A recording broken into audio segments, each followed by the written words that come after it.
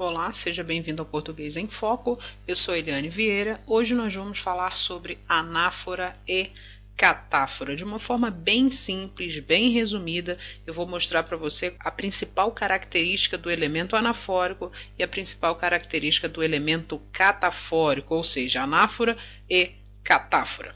Então, o que você precisa saber para a gente começar? O seguinte, vamos falar primeiro da anáfora. A anáfora, ou também termo anafórico ou elemento anafórico, são rótulos que você também pode encontrar na sua prova, por exemplo. Então, termo anafórico ou elemento anafórico, tanto faz. Retoma algo que já foi citado. Isso aqui é extremamente importante para você conseguir identificar corretamente a anáfora na hora da prova. Então, é aquele termo que vai retomar algo que já foi citado. Veja um exemplo para ficar muito mais claro. Se eu falasse assim, Joana não saiu ontem. Ponto. Ela preferiu ficar em casa. Existe um termo, um elemento nessa frase que está retomando algo que já foi citado. Que termo é esse? O pronome ela. Perceba que o pronome ela retoma um termo citado anteriormente. Que termo é esse? Joana. Ora, Joana não saiu ontem. Ela quem? Joana preferiu ficar em casa. Então, aqui nós temos uma anáfora. A anáfora sendo feita pelo pronome pessoal. Também posso dizer que é um elemento anafórico, que é um termo anafórico. Por quê? Porque esse termo está se referindo, o pronome ela, na verdade, está se referindo ao substantivo Joana. Então, aqui nós temos a característica básica da anáfora. E em relação à catáfora, o que você tem que pensar? O seguinte, catáfora, ou pode ser também termo ou elemento catafórico, tanto faz. Então, nós temos aqui, se a anáfora retoma algo que já foi citado, a catáfora, por sua vez, apresenta algo que ainda não foi dito. Essa é a grande diferença entre esses dois elementos que servem de coesão no texto.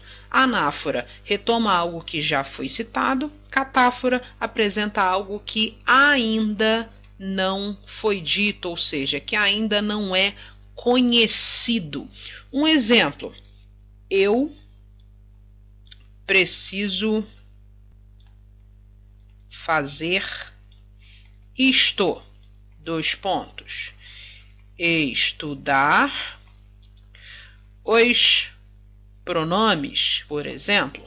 Então, nós temos aqui o pronome demonstrativo isto, introduzindo, apresentando algo que ainda não foi dito. Se eu parasse a frase aqui, eu preciso fazer isto. Isto o que exatamente que você precisa fazer? Então, perceba que o pronome isto acaba introduzindo, apresentando algo que ainda não foi dito. O que não foi dito? Estudar os pronomes. Então, ele apresenta esta informação nova ao texto. Temos, portanto, uma catáfora ou um elemento catafórico ou um termo catafórico.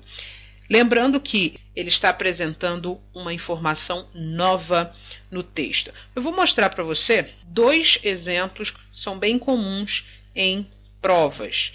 Veja só. Regência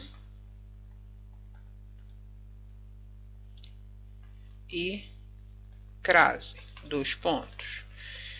Essas são as matérias mais cobradas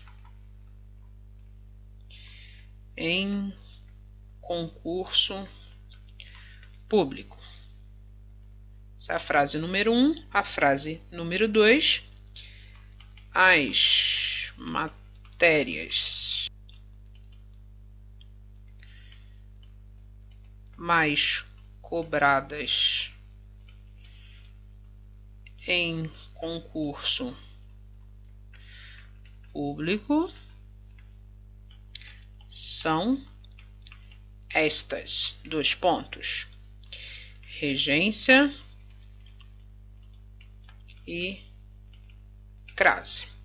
Perceba o seguinte: crase e regência, essas, temos aqui um pronome, são as matérias mais cobradas em concurso público. Perceba que o pronome essas retoma 2 termos anteriormente citados. Então, se já foi citado, e nós temos um pronome, nesse caso, retomando aquilo que já foi citado, temos um caso clássico de anáfora. Agora, no exemplo 2, nós temos as matérias mais cobradas em concurso público são estas. Ainda não foi apresentada, ela ainda não foi dita, esses elementos ainda não apareceram no texto. Perceba que nós temos o pronome demonstrativo apresentando esses elementos. Que elementos são esses? Regência e crase. Então, aqui nós temos um exemplo de catáfora. Então, se o elemento ou os elementos já foram citados no texto, nós temos um exemplo clássico de anáfora. Se os elementos ainda não apareceram no texto, nós temos um exemplo clássico de catáfora. Espero que vocês tenham entendido a diferença entre anáfora e catáfora. Nos vemos no próximo vídeo. Até já!